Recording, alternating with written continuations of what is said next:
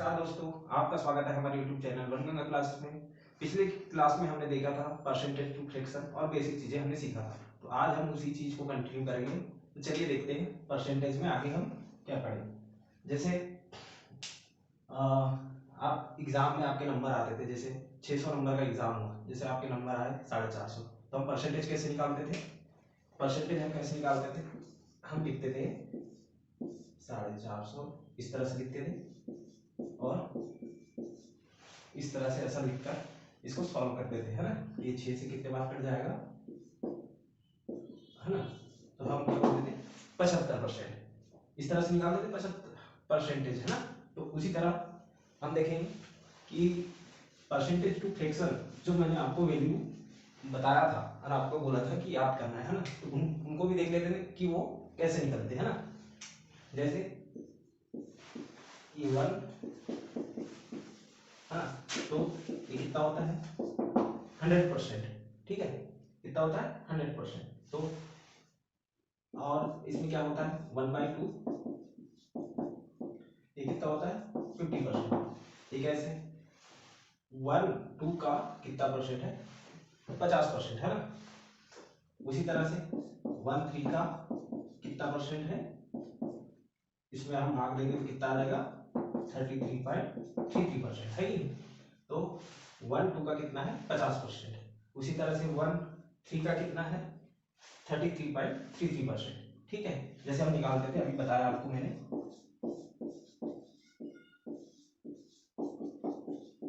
450 600 का कितना था 75% है ना। उसी तरह से 1 का कितना होता है 100%, 1/2 का कितना होता है 50%। उसी तरह से 1/3 का कितना होता है 33.33% है ना।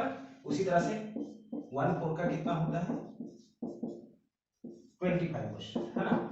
उसी तरह से हम ले लेते हैं 1/7 का कितना होता है 14.28% है ना। उसी तरह से 1/8 का कितना होता है 12.5%। इस तरह से हमने पिछले वीडियो में देखा था कि फ्रैक्शन क्या होता है 12.5%, मतलब 1/8 है ना। तो इस तरह से वैल्यू निकलती है। तो आपको मालूम होना चाहिए कि वैल्यू कहां से आई है फ्रैक्शन टू परसेंटेज में, है ना, ठीक है। चलिए अब इसमें हम आगे देखते हैं। जैसे कोई संख्या 25% या 20% से बढ़ जाती है या घट जाती है, तो आप उसे कैसे लिखते हैं? जैसे मान के चलिए कोई संख्या 25% से बढ़ गई है ना, 25% से बढ़ गई, और कोई संख्या 30% से बढ़ गई, ये फर्स्ट, ये सेकेंड, ये थर्ड। जैसे कोई संख्या, अब इसमें देख लेते हैं डिक्रीज वाला, है ना। कोई संख्या 20% से घट गई है ना, और एक चौथा ले लेते हैं हम कोई संख्या 60% से घट गई। तो इनको हम लिखेंगे कैसे? जैसे 25% की फ्रैक्शन क्या होती है 1/4, आप निकाल भी सकते हैं। कैसे निकलेगी? परसेंटेज की वैल्यू मैंने बताया था आपको कि 1/100 है ना, ये होती है। तो 25 और 100, तो 25 से एक बार और एक 4 बार, तो 1/4 है ना। तो 25%, तो 4 का 25% कितना होता है 1 है ना। तो कोई संख्या 25% से बढ़ गई, मतलब 4 से 25% बढ़ के कितना हो जाएगी ये 5। 4 का 25% कितना होता है 1, तो इसी तरह से 25% बढ़ के कितने हो जाएगी 4 से 5 है ना। फिर उसी में देखते हैं हम 30% बढ़ गई, 30% की फ्रैक्शन क्या होगी 1 0 से 1 0, 3/10। तो कोई संख्या 30% से बढ़ गई, मतलब 10 का 30%, इसको हम यहाँ लिख देते हैं, 10 का 30% कितना होता है 3, तो 30% से बढ़ गई, मतलब 10 से 3 जोड़ देंगे इसमें तो हम, ये कितना, तो पहले 10 थी, अब कितनी हो गई 13। उसी तरह से कोई संख्या 20% से घट गई है ना, तो 20% की फ्रैक्शन क्या होती है 1/5। हमने पढ़े थे परसेंटेज टू फ्रैक्शन में, तो 20% से कम हो गई, तो 5 का 20% कितना है 1 है ना। 5 का 20% कितना है 1। तो कोई संख्या 20% से कम होगी, तो 5 से 20% कम होगी, कितना हो जाएगी ये 4, क्योंकि कम हो रही है तो हम उससे घटा देंगे, है ना। तो 5 से कितनी हो जाएगी 4। जैसे कोई संख्या 60% से घटेगी तो इसकी फ्रैक्शन क्या होगी, ये हम लिखेंगे 2 से इसको काट देंगे 3 बार और ये 5 बार, है ना। तो कोई संख्या 60% से कम हो गई, मतलब 5 का 60% कितना 3। तो 5 से 60% कम हो गए, 5 में से 3 हम घटा देंगे तो कितनी हो जाएगी 2। पहले 5 थी अब कितनी हो गई 2, है ना। इस तरह से हम लिखते हैं। अब इन्हीं से रिलेटेड हम कुछ क्वेश्चन देख लेते हैं कि जैसे क्वेश्चन में हमको एग्जाम में किस टाइप से क्वेश्चन आते हैं। तो चलिए दोस्तों आगे हम देखते हैं अरिथमेटिक के कुछ क्वेश्चन, है ना, परसेंटेज से रिलेटेड जो हमारे कॉम्पिटिटिव एग्जाम में पूछे जाते हैं, है ना। तो जैसे एक क्वेश्चन लिखा है, क्या लिखा है, ए का वेतन बी से 25% कम है, तो बी का वेतन ए से कितने प्रतिशत ज्यादा है, हमको फाइंड करना है ना। तो इसको कैसे सॉल्व कर लेंगे, हम देखेंगे 25% की फ्रैक्शन क्या होती है, अभी आपने पढ़ा 1/4, है ना, 1/4। तो क्या लिखा है कि ए का वेतन बी से 25% कम है, तो मान के चलिए ये ए है ये बी है ना। ए का वेतन बी से 25% कम, 4 का 25% 1 होता है, 25% कम मतलब 4 से 1 कम तो 3। तो जैसे बी का वेतन 4 है तो ए का वेतन कितना हो जाएगा 3, है ना, ये हो जाएगा। तो फिर हमको निकालना क्या है, बी का वेतन ए से कितने प्रतिशत ज्यादा है ना। तो बी का वेतन ए से कितने प्रतिशत ज्यादा, तो ये कितना 1 ज्यादा है, एक ए का वेतन क्या है क्वेश्चन, बी का वेतन ए से कितने प्रतिशत ज्यादा है ना। तो ए से कितना ज्यादा है, ए का वेतन कितना है 3 और इससे कितना ज्यादा है 1, तो इसको निकालेंगे इसे कितना प्रतिशत परसेंटेज, तो इसको हम सॉल्व करेंगे तो कितना आ जाएगा 33.33%, है ना। इस तरह से निकालेंगे। इसमें एक फार्मूला होता है, आप फार्मूले के अनुसार भी निकाल सकते हैं। क्या होता है फार्मूला, चलो यहां देख लेते हैं। फार्मूला होता है R/100, जैसे कम है ना, 25% कम है, ये कम दिया है तब कौन सा फार्मूला होता है इंटू 100%, है ना, इस तरह से होता है। तो हम इसमें R की वैल्यू 25% है ना दी गई है हमको, तो हम इसमें मैं यहाँ लिख देता हूँ R बराबर 25%, है ना, 25%। तो ये 25 100 माइनस 25 इंटू 100, है ना, इस तरह से। तो इसको सॉल्व करेंगे तो क्या हो जाएगा, ये 25/75 इंटू 100%, तो कितना हो जाएगा 25 से ये 3 बार कटेगा, 100 में जब आप 3 से भाग दे देंगे तो कितना हो जाएगा 33.33%। इसका फार्मूला ये होता है, इस तरह से निकलता है। अब अगर आपको निकालना हो तो आप जल्दी फास्ट मेथड से इस तरह से निकाल सकते हैं, ठीक है। चलिए अब हम इसी में दूसरा क्वेश्चन देखते हैं, है ना। जैसे दिया है ए का वेतन बी से 20% ज्यादा है, पिछले क्वेश्चन में क्या था 25% कम था ना, इसमें क्या है ए का वेतन बी से 20% ज्यादा है, तो बी का वेतन ए से कितने प्रतिशत कम है, हमको निकालना है। तो उसी तरह से हम अपनी मेथड देखेंगे क्या है, हमारी मेथड क्या है, जैसे 20% दिया है ना, 20% का फ्रैक्शन कितना होता है 1/5, ठीक है। तो क्या लिखा है, ए का वेतन बी से 20% ज्यादा है, मान के चलिए ए है और ये बी है ना। तो 5 का 20% कितना होता है 1, तो 20% ज्यादा है, मतलब जैसे बी का 5 है तो इसका 20% 1, तो 5 से 6 है ना, 5 से 6। तो फिर हमको निकालना क्या है, तो बी का वेतन ए से कितना प्रतिशत कम है, तो बी का वेतन ए से कितना प्रतिशत कम है, कितना कम है, ये 6 से 5 है, तो कितना कम है 1 है ना, 1 कम है, किससे 1 कम है 6 से, है ना। तो इसका परसेंटेज कैसे निकलेगा, ये निकल जाएगा 16.66%। इसको हम लिखते हैं और क्या है जनरली इस तरह से भी हम लिख सकते हैं, है ना, इस तरह से लिख सकते हैं। अब इसी में फार्मूले के अनुसार देखते हैं, फार्मूला क्या कहता है हमारा, ये होता है R/100, ये ज्यादा है ना, तो प्लस करेंगे हम ये इंटू 100, है ना, और ये परसेंटेज चेंज, ठीक है। इस तरह से। तो हम इसमें वैल्यू पुट कर देंगे, जैसे आर की वैल्यू कितनी है 20% है ना, तो आर की वैल्यू 20%, 100 प्लस 20 इंटू 100 है ना, इस तरह से 30%। इसको सॉल्व करेंगे तो क्या हो जाएगा, ये 20 ये 120 इंटू 100 है ना, और ये परसेंटेज। इसको आप काट देंगे तो कितना 20 से ये कितना बार चल जाएगा 6, तो ये कितना हो जाएगा 100/6, ठीक है। तो ये काट दोगे तो आपका कितना आ जाएगा, ये 16.66% है ना, या 2/3%। इस तरह से भी आप कर सकते हैं ना। चलिए इसमें आगे हम और दूसरे क्वेश्चन देखते हैं ना। जैसे क्वेश्चन दिया है, किसी व्यक्ति के वेतन को 25% कम कर दिया गया है ना, तदुपरांत उसके कम हुए वेतन को 25% से बढ़ा दिया गया। आरंभिक वेतन की तुलना में उसका नया वेतन क्या है ना, इस तरह से दिया है क्वेश्चन। तो देखते हैं इसको। पहले क्या था, पहले क्या हुआ, व्यक्ति के वेतन को 25% से कम कर दिया गया है ना, तो 25% इसकी फ्रैक्शन कितना 1/4। जैसे मान के चलिए पहले 4 थी है ना, 4 का 25% कितना होता है 1, तो 4 से 25% कम करके, मतलब 4 से 1 कम करके कितनी हो गई उसकी वेतन 3 है ना, 4 से 3 हो गई, ठीक है।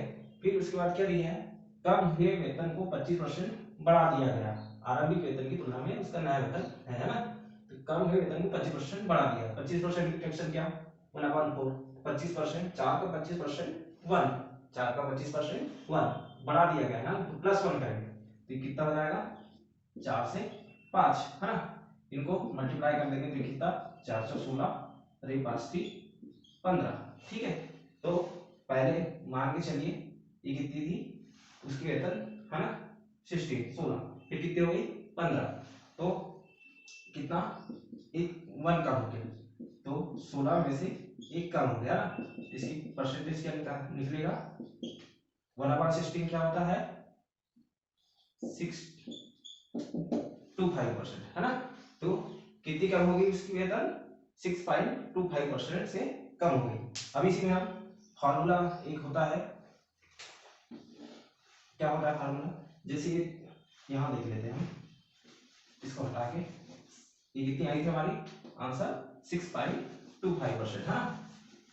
यहाँ पे देख लेते हैं हम फार्मूला, इसमें फार्मूला क्या कहता है, जैसे 25% से पहले कम है ना, तो 25% माइनस है ना, फिर 25% से बढ़ गई तो ये 25% है ना, फिर इसको लिखते कैसे, आपस में इन दोनों का गुणा, तो एक माइनस का 25 है ना, और एक प्लस का 25 है ना, अपॉन 100, इस तरह से इसको निकालते हैं।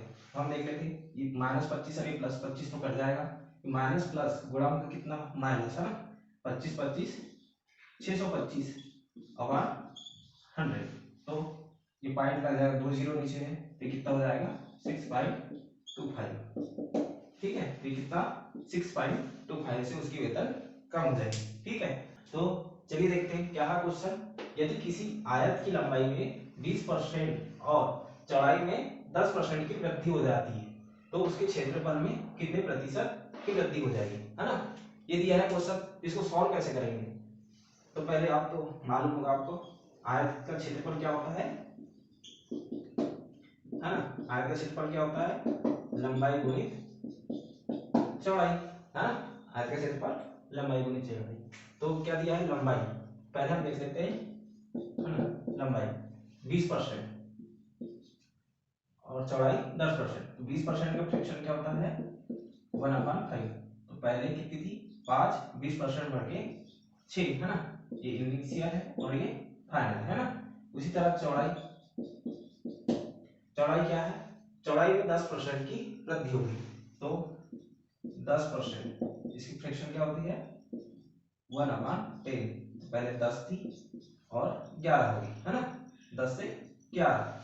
तो चलिए देखते हैं, पहले हम निकालते हैं, पहले क्या थी 5 लंबाई और चौड़ाई 10 है ना, लंबाई 5 चौड़ाई 10, तो इस क्या आ जाएगा क्षेत्रफल 50 है ना, 50, फिर क्या हुई, बढ़कर 5 से 6 हो गई, लंबाई 20% बढ़ गई, तो 5 से 6 हो गई, है ना। उसी तरह चौड़ाई 10% बढ़ गई, तो 10 से 11 हो गई, तो ये कितनी हो गई 66, है ना। तो 50 से कितनी ज्यादा है ये 16 ज्यादा, तो कितने परसेंट बढ़ गई, तो ये 2, तो ये कितने 32%, तो क्षेत्रफल में कितनी वृद्धि हो जाएगी 32%, है ना। ठीक है, और इसी में कुछ क्वेश्चन दिया है, जैसे ये क्वेश्चन दिया है, एक आयत की लंबाई और चौड़ाई क्रमशः दी गई है ना, क्रमशः कितना है, लंबाई 20 मीटर और चौड़ाई 10 मीटर, है ना। यदि लंबाई को 20% और चौड़ाई को 30% बढ़ा दिया जाए तो उसके क्षेत्रफल में कितने प्रतिशत की वृद्धि हो जाएगी, है ना। तो इसी तरह हम देखेंगे कि पहले कितनी थी लंबाई 20 मीटर, है ना, तो कितने परसेंट बढ़ा दी हमने लंबाई को 20%, तो मैंने आपको बताया था कि परसेंटेज में कि 10% कितना होगा इसका 2, है ना, तो 20% 4, तो 20% बढ़ के कितनी हो जाएगी 24, है ना। उसी तरह चौड़ाई आप जनरली निकाल भी सकते हैं, इसका 20 का कितना है 20%, 1 0 से 1 0 कितना 4, तो 20 में 4 जोड़ देंगे तो कितना 24, है ना।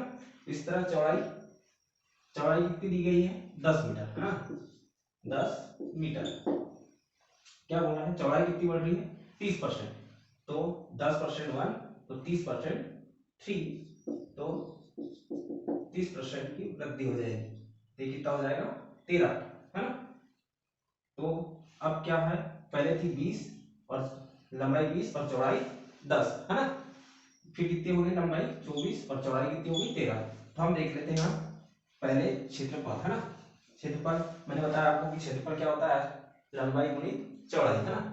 तो पहले देख लेते हैं पहले कितनी क्षेत्रफल थी, तो पहले थी लंबाई गुणित चौड़ाई, है ना, लंबाई कितनी थी 20 और चौड़ाई कितनी थी 10, तो कितना क्षेत्रफल कितना है 200, है ना।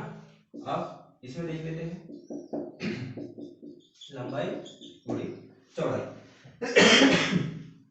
तो लंबाई कितनी हो गई 24, है ना, और चौड़ाई कितनी हो गई 13, तो कितना हो जाएगा 260 प्लस 52, तो कितना 312, है ना, तो कितनी बढ़ गई 112, इसमें से 200 में से, कितना हो जाएगा 2 0 से 2 0, कितने परसेंट बढ़ गई 56%, है ना।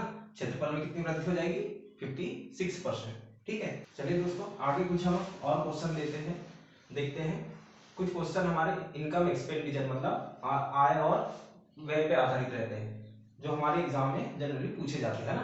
तो देखते हैं क्या है क्वेश्चन, जैसे दिया गया है राम अपने मासिक वेतन का 20% बचाता है, यदि उसका मासिक व्यय 6000 है तो उसकी मासिक बचत कितनी है, ये क्वेश्चन हमको दिया गया है ना। तो इसको कैसे सॉल्व करेंगे, मान के चलेंगे हम कि राम की मासिक आय कितनी है 1000 रुपए, हम मान लेते हैं ना कितनी है 1000 रुपए, तो क्या बोल रहा है मासिक वेतन का 20% बचाता है, मतलब इसका 20% बचाता है, इसका 20% कितना होगा 10% 100, 20% 200, 20% बचाता है मतलब 80% खर्च कर देता है, इसका 80% कितना हो जाएगा 800, है ना। तो फिर यहाँ क्या दिया है, यदि उसका मासिक व्यय 6000 है ना, तो 800 की वैल्यू कितनी दी गई है 6000, तो हमको निकालना क्या है 200 की वैल्यू, है ना। तो उसकी मासिक बचत कितनी है, बचत उसकी कितनी थी 20%, है ना, 20% मतलब 200, तो हमको 200 की वैल्यू निकालनी है। इसको निकालेंगे कैसे, हम ऐसा देख लेते हैं 800 इक्वल कितना है 6000, है ना, तो 200 इक्वल कितना हो जाएगा, हम इसको गुणा कर देंगे तो ये कैसे हो जाएगा 6 दूनी, इसको इससे मल्टीप्लाई कर देंगे, 6 दूनी 12000 और ये 5 0, है ना, 6 दूनी 12 और ये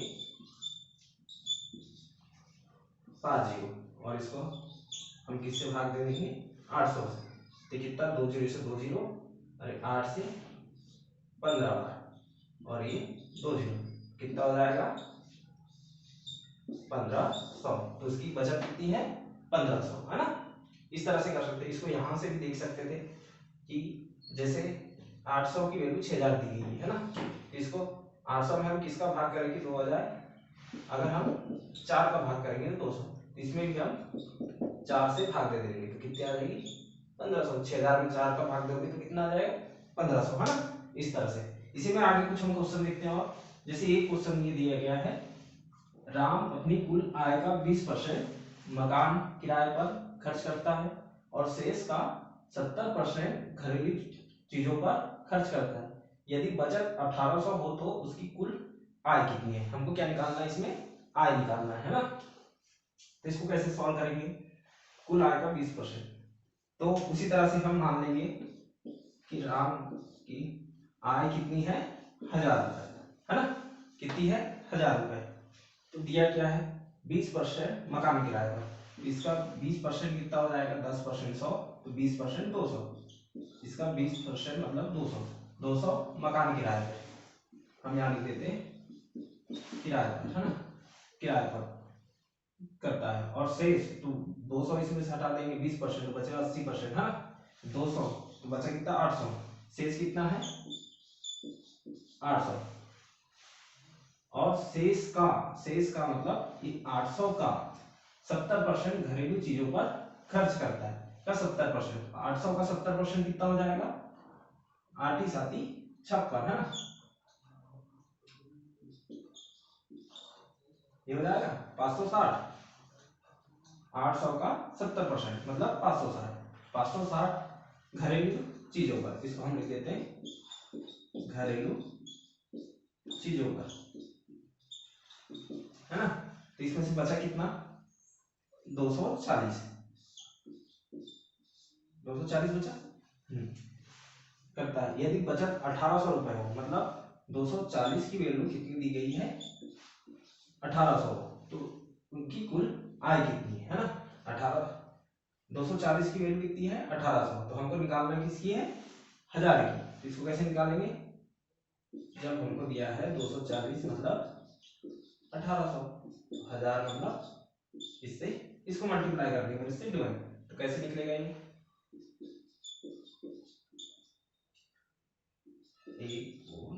ये और ये 240, है ना, इसको डिवाइड कर देंगे तो 1 0 से 1 0, है ना, और ये 6 चौके 24, अरे 6 3 18, तो कितना 300, और ये 2 0, है ना,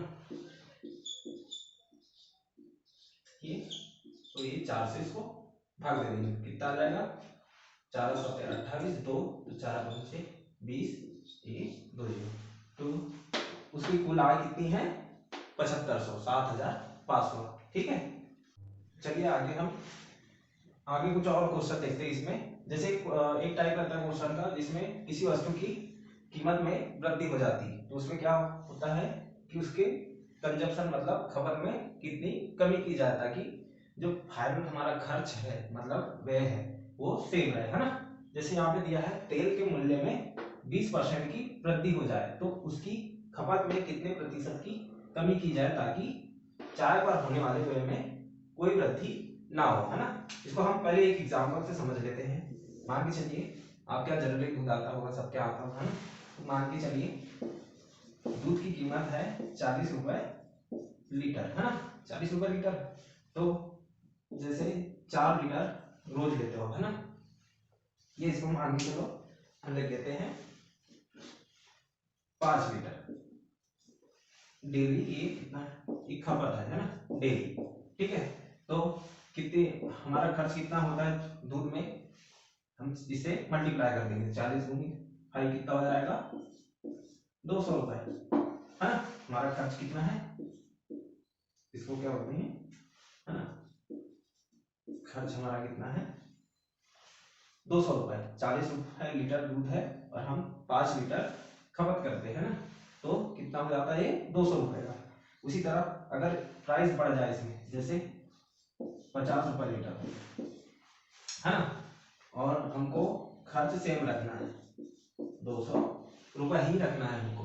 तो खपत में कितनी कमी करना पड़ेगा हमको, जैसे पहले 5 लीटर खपत थी तो कितनी हो जाएगी 4 लीटर, तो कितनी हो जाएगी 200, खर्च हमारा कितना हो जाएगा 200 रुपये। उसी तरह से इसमें देखते हैं हम तेल की कीमत में 20% की वृद्धि हो जाए, है ना, ये हम लिख देते हैं यहाँ पे 20% की फ्रैक्शन क्या होती है 1/5, है ना। तो प्राइस इसकी पहले कितनी थी, हाँ ये 5 का 20% कितना 1, 5 का 20% 1, 5 से 1 बढ़ के 6 हो गई, तो हमको खपत, है ना, कंजप्शन क्या करना पड़ेगा, पहले हम 6 यूज करते थे, है ना, कितनी खपत थी हमारी 6, तो फिर घटकर कितनी हो जाएगी 5, तो हमारा खर्च कितना, पहले 30 अब भी 30, तो कंजप्शन मतलब खपत में कितनी कमी आएगी, पहले 6 खपत होती थी अब 5, तो कितनी 1 की कमी आ गई, किस पे 6 पे, तो ये कितना हो जाएगा 66.66% की कमी हो जाएगी, है ना, किसमें खपत में, कंजप्शन खपत में कितनी कमी हो जाएगी 66.66%। पहले हम कितना खपत करते थे 6 यूनिट, और कितना 5 यूनिट खर्च खपत हमको करना पड़ेगा, तब हमारा जो खर्च है वो दोनों तरफ सेम रहेगा, इधर भी 30 इधर भी 30। उसी तरह से यहाँ जो मैंने बताया था पहले खपत 5 लीटर, फिर हमने 4 लीटर किए क्योंकि प्राइस बढ़ चुका था, इसलिए खर्च दोनों में सेम है ना। ठीक है, चलिए दोस्तों आगे हम कुछ और क्वेश्चन देखते हैं इसमें। जैसे ये क्वेश्चन दिया है, राम को एक परीक्षा में उत्तीर्ण होने के लिए 36% अंक प्राप्त करने थे, है ना, उसने कितने प्राप्त किए, उसने 24% अंक प्राप्त किए, ठीक है, तथा 9 अंकों से अनुत्तीर्ण रहा, तो पूर्णांक ज्ञात कीजिए, मतलब पेपर कितने नंबर का था, है ना, ये ज्ञात करना है हमको। तो देखते हैं हम कितना, राम को परीक्षा में उत्तीर्ण होने के लिए 36% अंक प्राप्त करने थे, है ना, 36%, उसने कितना कम किया 24% उसने अंक प्राप्त किए, तो कितना कम है 12%, 36 से 24 कितना कम है, उसको प्राप्त करना था पास होने के लिए 36%, है ना, उसने प्राप्त की 24%, तो ये कितना कम है